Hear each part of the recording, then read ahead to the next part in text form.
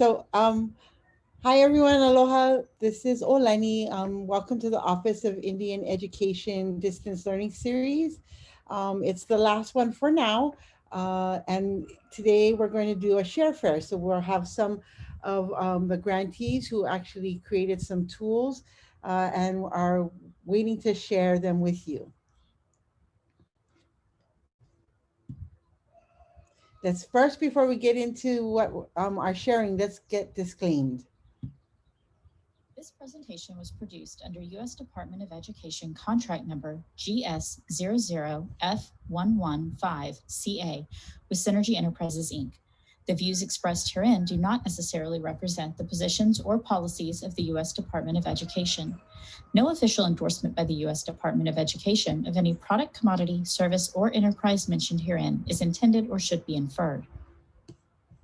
Awesome. Now that we've been disclaimed, let's move on to us. Aloha, I'm Olani. I will be one of your facilitators, and joining me is Tracy. She's actually going to start us off. Ani, good morning or good afternoon, depending on where you are joining us from today. So glad to have you here with us. Here's our objectives for today. We are really excited to learn today from peers about the different online tools that you've applied to address your various program needs. And we hope that through sharing your work and your ideas and how you've used these tools to inspire other grantees with innovative distance learning ideas today. So to get us started, we thought maybe we'd just give you a quick glance back at all of the different session topics and various tools that we have covered over the course of this past school year. Quite a lot of ground that we've covered. In fact, we wanted to put up a little poll and just get a sense from everybody right now. You'll see that the session topics are listed, and you may have to toggle between the poll that just went up on your screen and the screen that's online right now. You can see the list of session topics and tools. We're just curious, what have you tried any of the tools from these sessions? And if you could let us know, there's no right or wrong answer. You can pick as many as are applicable, and maybe you know of other team members on your staff who've tried other tools. We'd love to get your feedback on that. So far, it looks like we have about 7 of you have responded, so we'll keep that open a little bit. The tools from communicating with parents and students seems to be one of the most popular that you've used, and that tracks. We have a few people sharing, I believe, on deck to share today about different things that they've done around communicating with students and parents. Let's see, we've got about 13 of you now who have responded, and communicating with families, the tools from that still seems to be out in front. Followed closely by the forms and surveys session topic, where we covered Google Forms and SurveyMonkey. Let's see what else. Looks like a lot of interest, about 4 or 5 or 6 of you looking at that collaborating online tools, the audio and video recording tools. This is really great. This is really great information, and we got 15 responses now. So I think it looks like most of you have responded. So we're going to have we have some specific volunteers who will be sharing with us today, who have reached out and said they'd like something to share. But we definitely invite you as well as along the way when we open it up for some open sharing. If you want to lift up some different examples of things that you have done, or drop a link in the chat box, this is what we're here for today, is to share examples of how you've been able to use these tools in your programs. So thank you for sharing that. That really makes us feel good that you have been able to use these tools and have found some use for them. So thank you for participating in that poll. So first up today is a share from an ACE grantee with the, I'm going to do my best to pronounce this correctly, apologize, Kararak Incorporated in Alaska. This is a group that is from the Bering Straits region, and Dr. Doug Walrath is the director of the Northwestern Alaska Career and Technical Center. He had planned to be with us here today and sends his regrets and regards that he's not able to be here in person, but he gave me a few notes about the cool things that they're doing with virtual field trips to promote their program, introduce their space to students who are maybe farther away than is reasonable to travel. In Alaska, you know, they cover great distances, and to introduce both students and parents to the learning environment at NATEC, or the Northwestern Alaska Career and Technical Assistance Center. So he told me to go ahead and share his information, and I'll drop that into the chat box right now in case anybody has some questions and they want to follow up with him specifically. But Olani is going to show us down on their webpage. If you scroll down, there's a couple of links to these virtual tours where you can actually get a look inside the NATEC shop as well as the resident house there. So they have been using, as I said, field trips, virtual field trips as a way to sort of communicate with parents and community members about their career and technical education programming, and their efforts to increase student engagement with some hands-on practical learning. This course is fundamental maintenance and repair skill. They include, there's lots of little links in there. As you can see, Alani's going to kind of take us on a little tour around their shop area, and you can actually click on different hotspots there and hear a video and see a little bit more in detail about some of the features in their shop. So they offer hands-on practical learning experiences around small engine repair, arc welding, heavy equipment operation, as well as some introductory healthcare courses. They do these in a variety of formats, to both engage remote learners from distant villages, as well as a Nome, a residential-based training program in Nome. So this is something that they can, go online and visit to see ahead of time, but also to help build connections between, students and families, because sometimes families are far away and students are here participating in the program. Homesickness can kind of set in, but being able to sort of see where folks are at and actually see the environment that they're living in kind of helps build some of those bridges. I know they've also used this virtual online tour as a communication tool as well to other potential partners, and been able to share their link and see what sorts of facilities that they have available.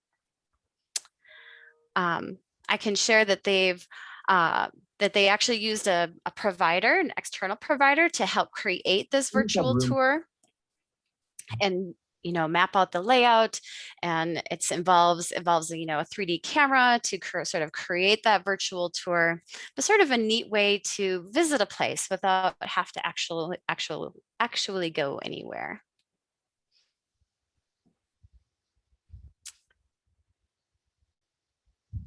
Very cool. I know virtual tours was one of those, virtual field trips was one of those topics that we covered in terms of taking students to two different places. And this is sort of a different application of it to sort of get people introduced to and familiar with their program. So a little bit of a different spin on that the idea of a virtual field trip.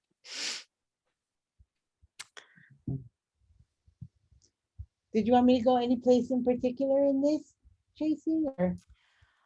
I think I liked that you were showing both the facility as well as the residential area. Unless somebody else in the audience wanted to see something in particular, I think that was a nice little tour. I'm looking back at our poll results too and seeing that we had at least 4 responses from folks who are also doing some virtual field trips. So I'm curious if anybody else has other examples of how they're using virtual field trips that they'd like to share.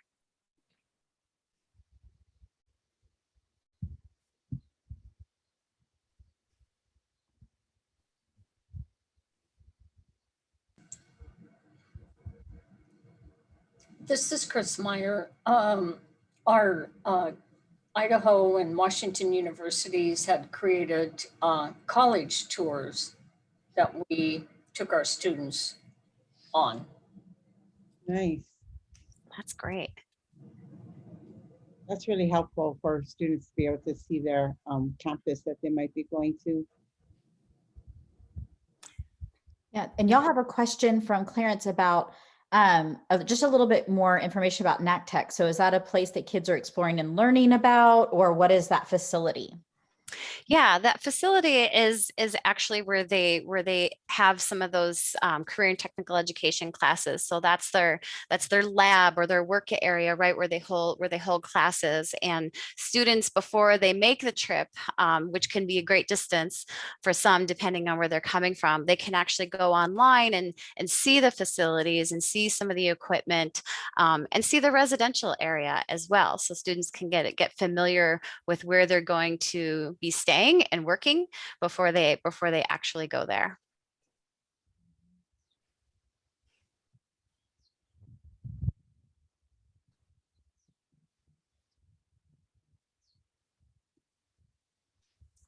Yeah, it is exciting.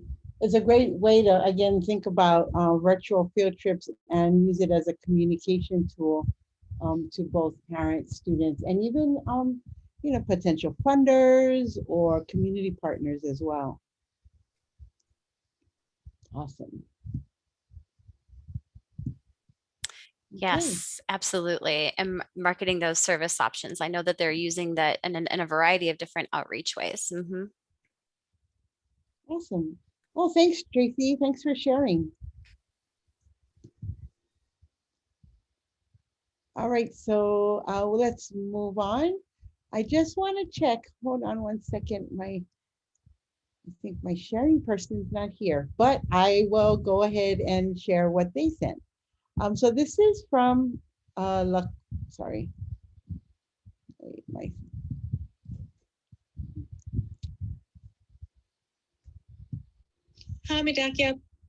I'm sorry.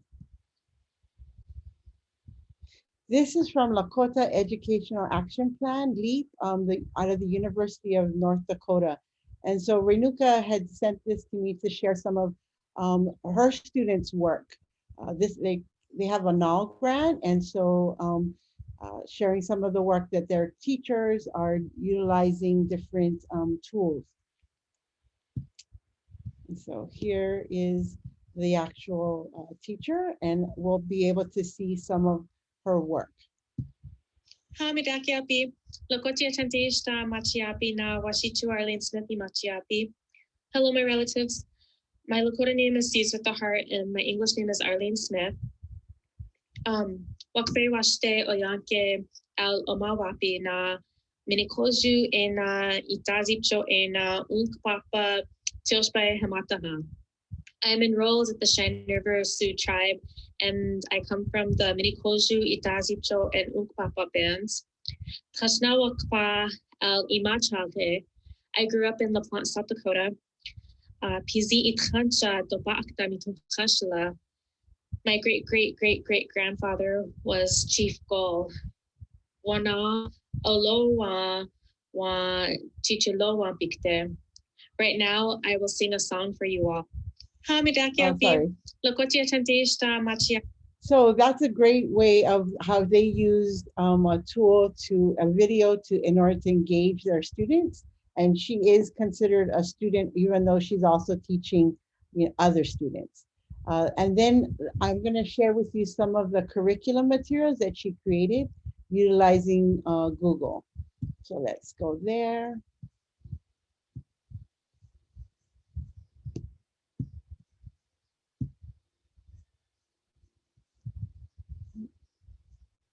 Sorry about that.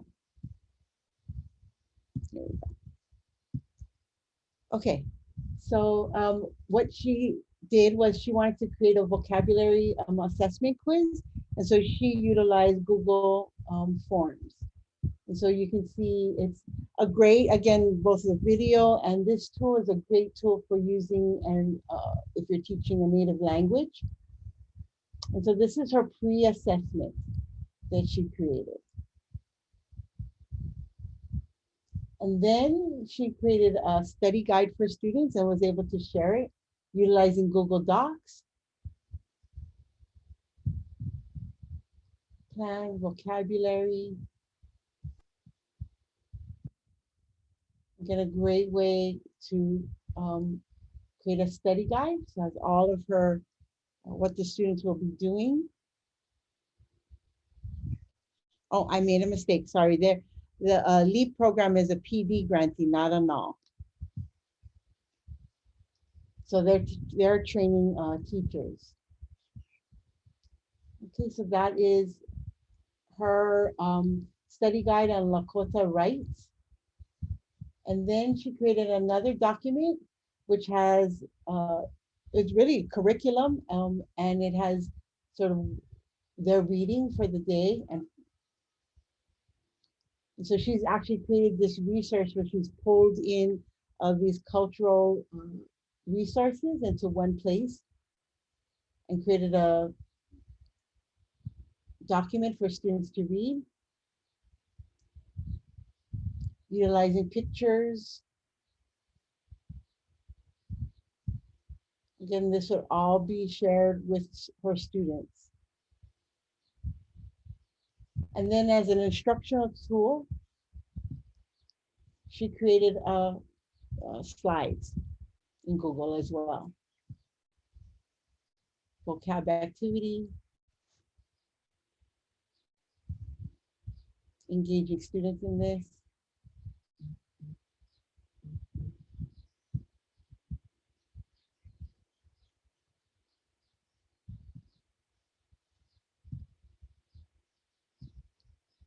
Just a really amazing tool where a student of a PD program is creating curriculum, blending both native language as well as culture. Renuka did share with me that all of their PD students were placed. So yay, that's a great accomplishment. And obviously they're gonna be taking some of the tools that they're utilizing and developed online into the actual classrooms where they'll be placed. So that's amazing success for their program.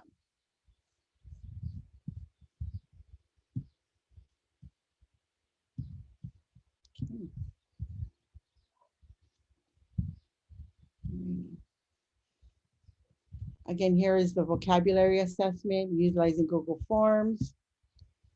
The distance learning tool in action. She utilized Zoom and her Google Docs to present these tools to her students. We also have, this is an opportunity now for any of you to share how you've maybe utilized the distance learning tools this year that we've either shared or maybe something that you've actually come up with on your own or found on your own.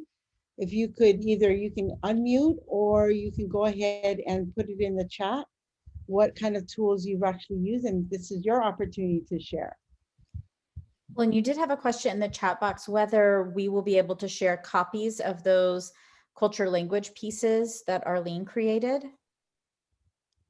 Let me check with Renuka on that one and get back to you. Is that okay? Perfect. Okay.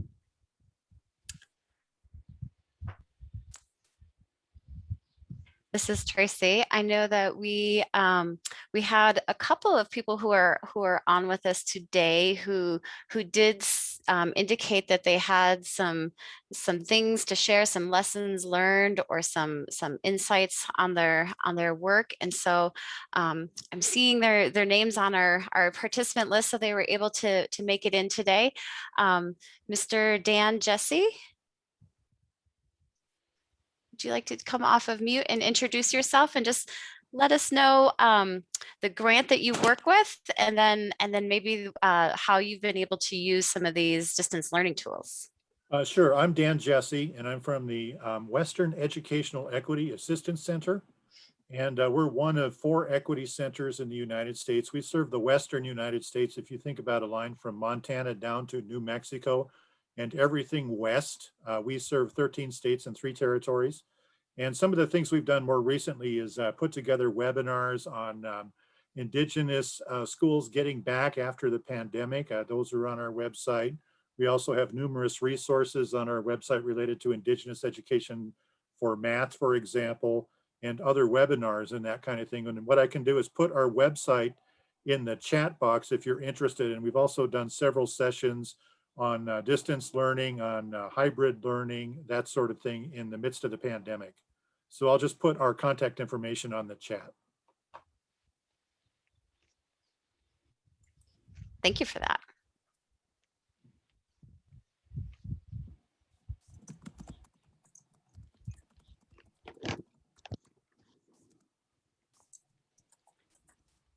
I'm just checking the chat to see if anyone is sharing maybe another tool that they've utilized, some a distance learning, maybe something that didn't go so great and you learned something from and like to share that so other people don't have to go through maybe some of the same challenges you had.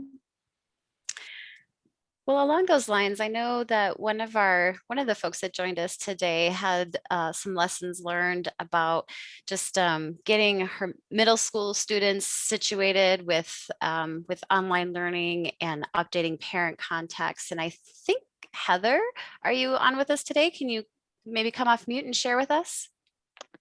Yes, my name's Heather Goodface Ferguson. I am from the Lower Brule Sioux tribe. I live in Sioux Falls, South Dakota, and I work for the Office of Indian Education here for the Sioux Falls School District. And just noticed working with middle school students, there's a lot of those students that didn't, they were familiar with their Google format, Schoology, things like that, but they didn't really set up an email. So, and I'm sure there was a few teachers that checked, but it just wasn't, and we didn't hit every single student. And so some of that communication wasn't, I guess what they weren't connected, and along with parents, parents' contact information was not up to date as of from the period of August to that semester time period, let's say,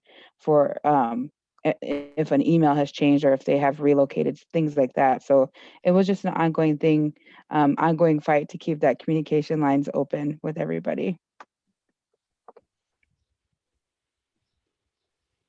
Thank you for sharing that. I noticed that in our poll, the session on communicating with family and students was seemed to be have the most responses to it. So I'm sure there's other lessons learned or maybe examples of how you've used some of these tools in terms of communicating with students and families.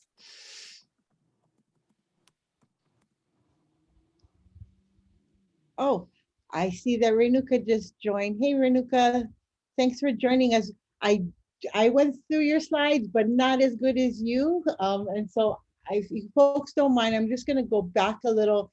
And then Renuka, if you could just maybe share a little bit more, because I'm sure you do a way better job than I did. I know that may not be true. I would love to say whatever. I don't know. Just you may have to give me some prompts here and there because I don't want to repeat. Sorry, Yeah. I was at another meeting and then all late, but I'm here. Thank you so Yeah. much. No, thanks for coming in. I shared the tools, and I will put them up. There was a request to see if someone wanted to see if they could, if you would mind sharing those tools with them and the actual like pre-assessment.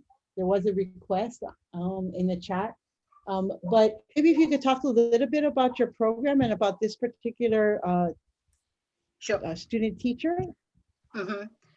Actually, if we had time, I would have brought in the other students as well. Their work was amazing. It's just that it's very different, right?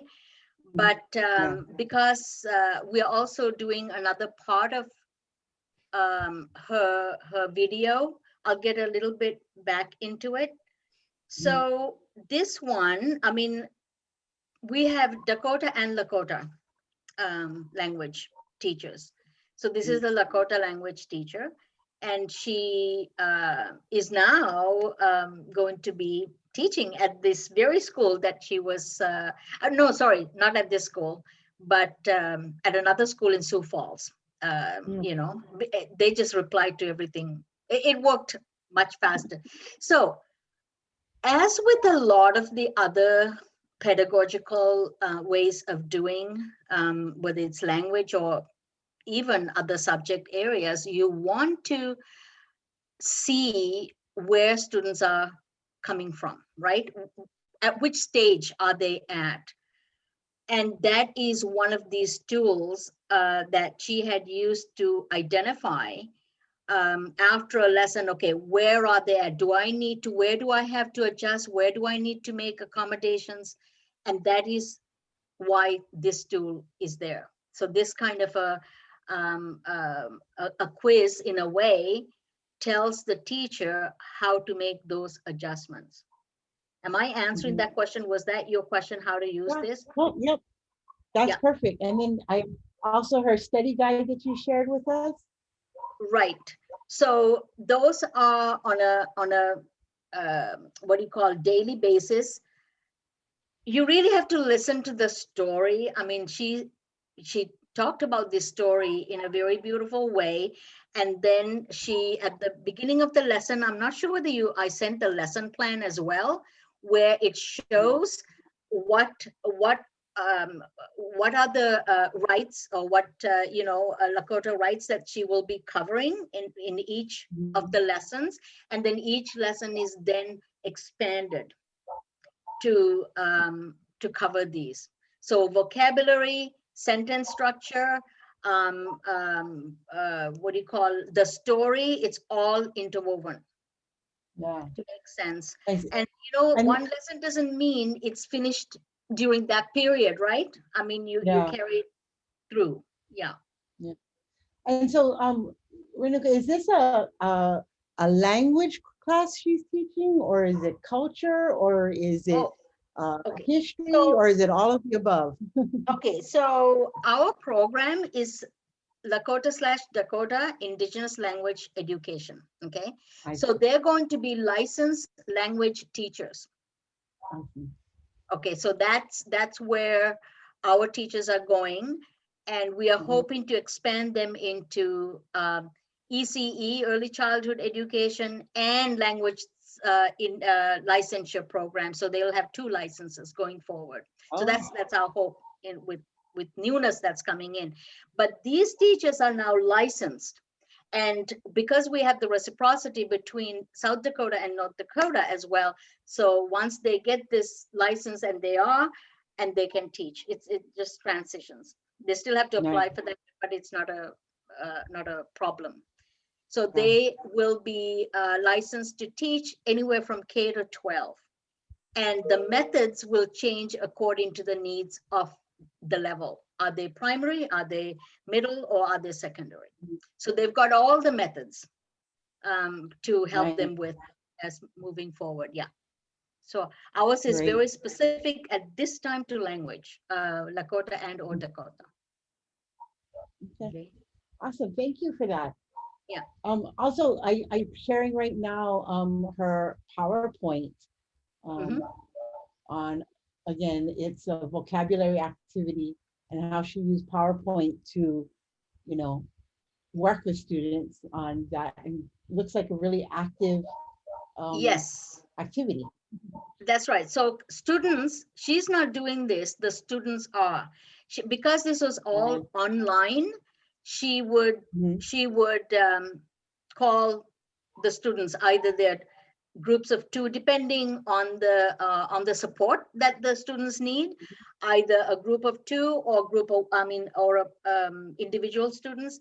They would, so if I say Olani and the word, and then they would draw that, I see. Yeah, so Great. it was all, yeah, even this what do you call the graphic that you've got right now, it's also filling out. So there are multiple ways of assessing student success, right, in Mhm. understanding the language and how it works. So that's what they were doing. So as the language as the lesson progresses and there's writing to be done, you've got the basic concepts. So that's why I started where I did, instead of just bringing Yeah. in something that's way beyond. This shows the progression of the language. Progression. Yeah. Mhm. Awesome. Thank you. Again, thanks This for is, sharing. Was there anything else you wanted to share, Anuka? well, this just shows, so you asked me the question whether it's language or culture, whatever. So as we know, Yeah. language is culture, culture is language, right? Mhm. So a culture, so when you're talking about a language, you are bringing in the cultural stories, the storytelling, and how that connects to language and the people. And that is what Mm. we were teaching in our program. How do we make that connection, and how do we now bring the students in to understand and give meaning and depth to understanding a language? You can't learn a language in a vacuum, right? So Yeah. that's where the stories, you start with the stories and talking about, and she embedded like Lakota. She spoke a little bit of this is a student who didn't know Lakota at all when she started. Wow. Nada, nothing.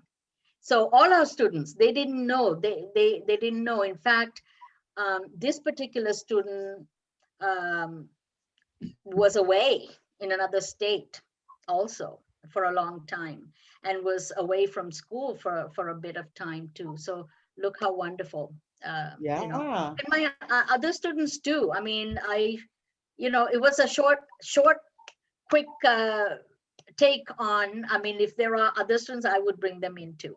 Honestly, Yeah. they're doing such wonderful stuff. It's just that I didn't have time, because I think I was given a grand total A of short. 48 hours. Yeah. Yeah. Yes, Maybe. you're correct. Yeah. Yeah. So I just wanted to do it in a way that it's more, it could be understood. But there's Yeah. No, so it much was. depth to how we're teaching language to the students so that they can teach the other students. Yeah.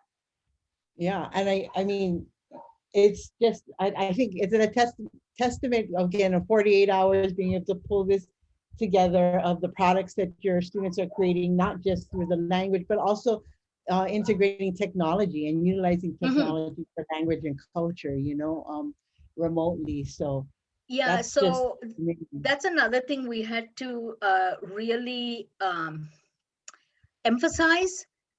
We can't just work with the PowerPoint. You know what I Mhm. mean? Just showing pictures and then ask them to repeat. And Right.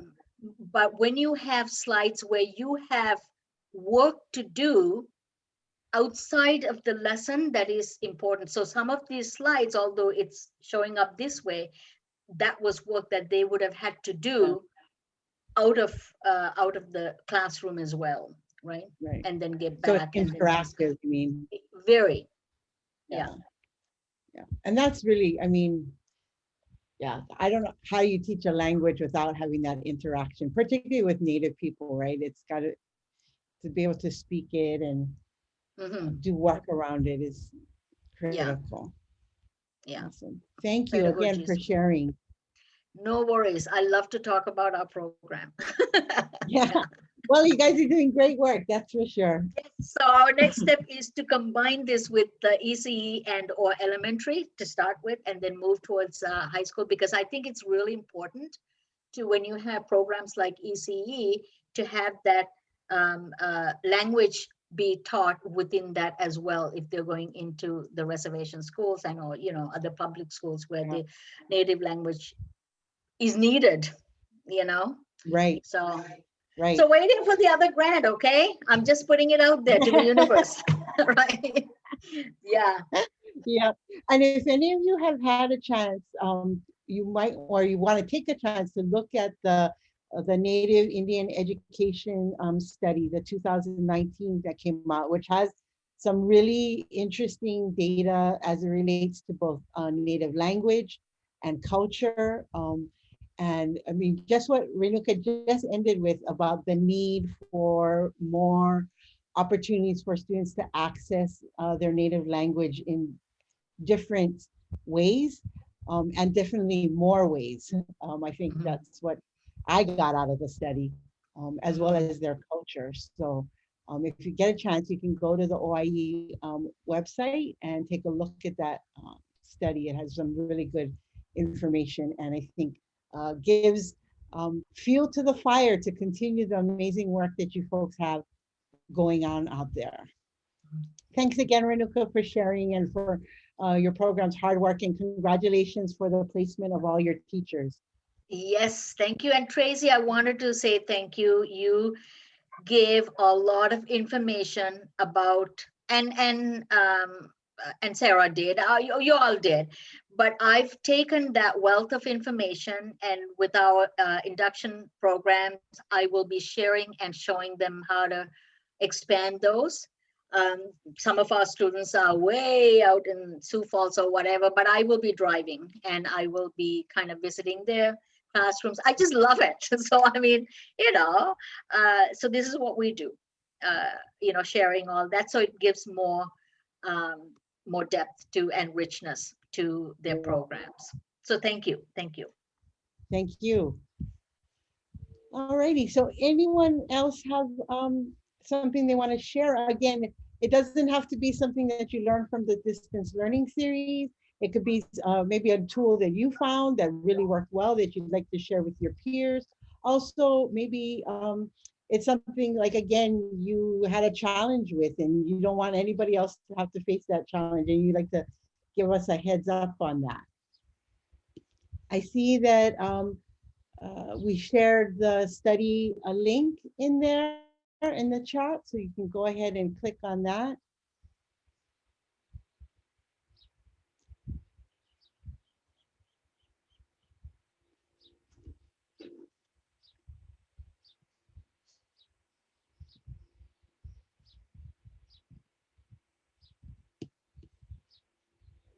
Okay.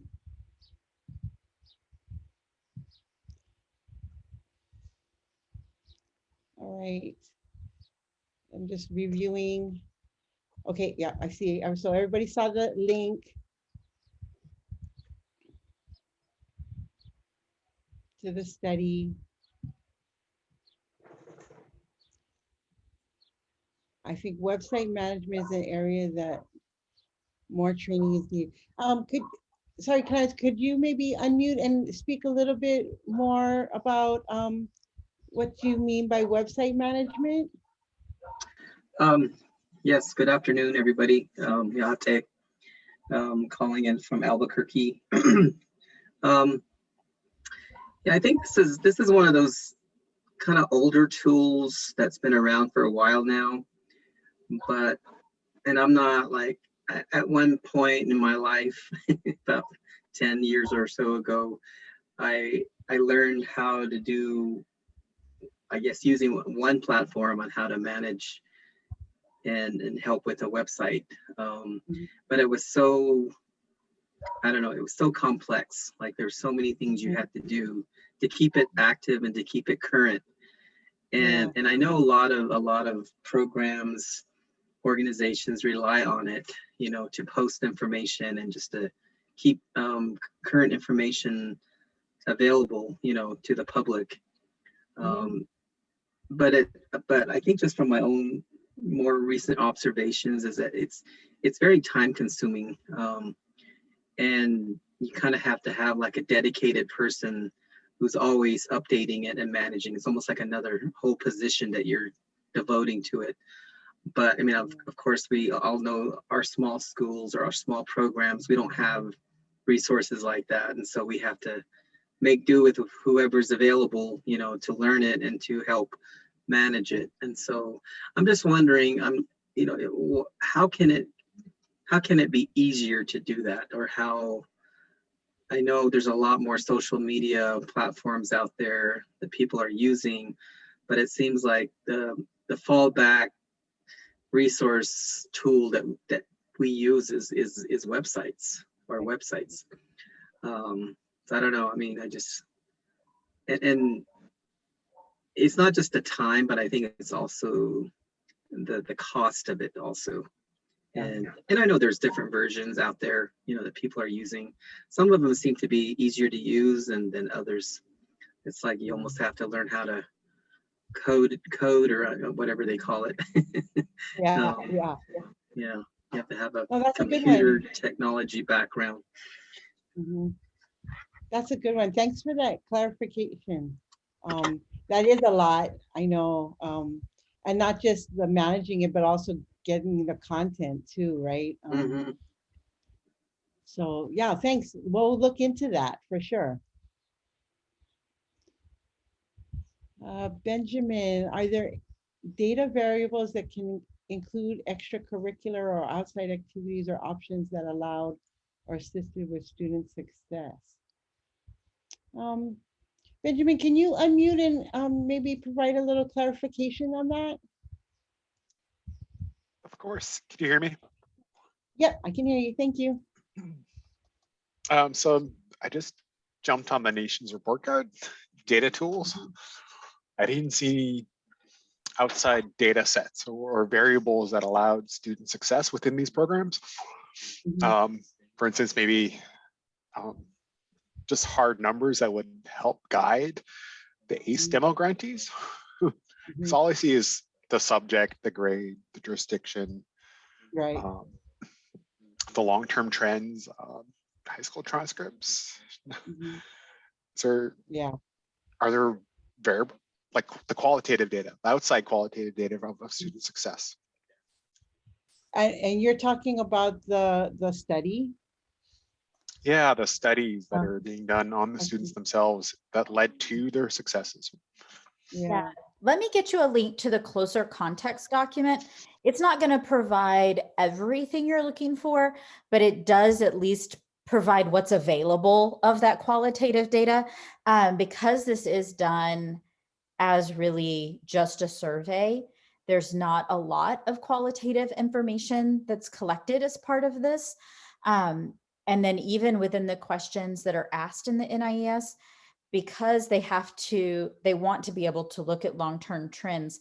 So they weigh very carefully any changes or any additions or subtractions of questions, because if they change even one word in the question, they can no longer consider it part of the long-term trend. And so they're really careful about those specific questions. But I'll grab the link to that closer context and pop that in the chat box too, because I think that gives at least a scotch bit of qualitative for you. Thank you, Sarah. Appreciate it. Awesome. Thanks, Sarah. Any other questions or sharing? I was just going to piggyback. This is Tracy. I was just going to piggyback quickly on what Sarah said too, and the link to the report that we've referenced, the NIES report. There's also just a quick little video too on that landing page with the closer look information that might be some of what you're looking for there, Benjamin. Yeah, I did. I think it's going to have to be it's going to have to be drilled down, Tracy. Very, yeah, I know sometimes the information that we really want to dig into, it's just the report may or may not be designed to get to that level of detail, but it'll have some insights and be able to say, what they can and acknowledge what they can't get to in there.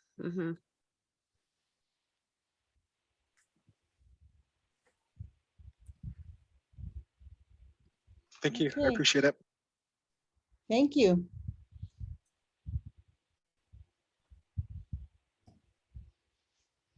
Okay. Alrighty. Anything else? Again, if you could go ahead and share, maybe I know Clarence had mentioned looking at website management, maybe other learning tools, online distance learning tools that we didn't cover, or strategies that you would like to learn that we can look into. You can go ahead and put that in the chat. Or maybe there was a tool that we use that you'd like us to maybe in the future dig a little deeper into, or look at it from a different reference point or different use. Because a lot of these tools have different ways that you can use them, depending on your actual grant participants.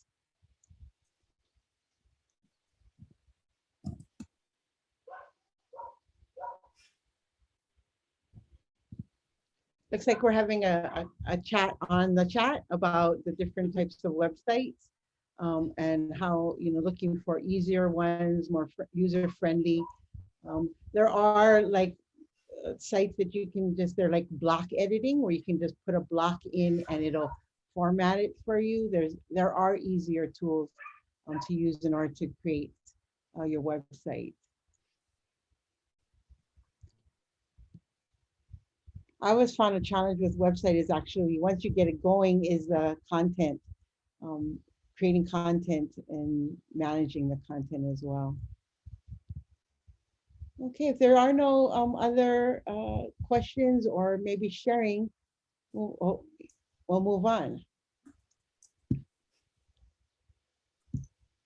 So again, this was just, we were having you folks share. It's sort of a wrap up of the series of distance learning that we've been doing. There's going to be a poll coming up to sort of check if this webinar was helpful or not. We'd really appreciate it if you took that. It's a 2-question poll.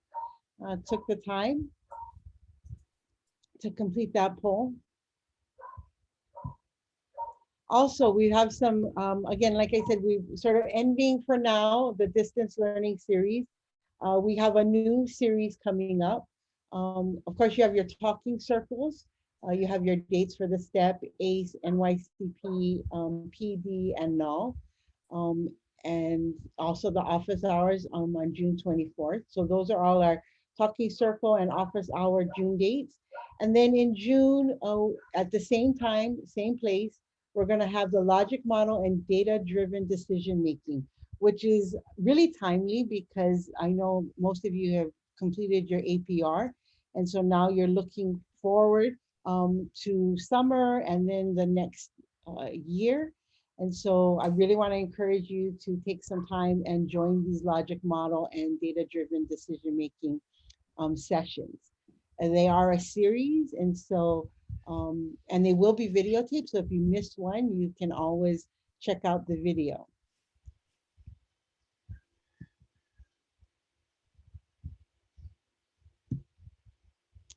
And then, of course, if you have any questions or concerns, here are the contact names and your program officers, as well as the OIE technical assistance team.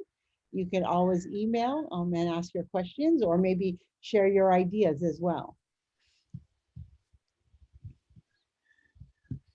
And make sure that when you do email either your program officer or the OIE technical assistance team, that you reference your PR number.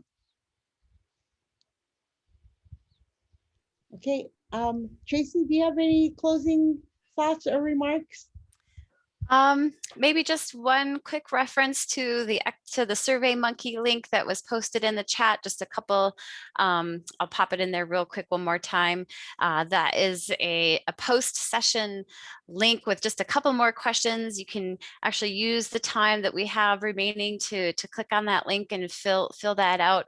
We'll ask you just a few more details in there about what you found useful and what was helpful. So thank you for responding to all our polls today. Appreciate your time, and also for your willingness to share. Thanks for reaching out and sharing the examples of all the good work you're doing.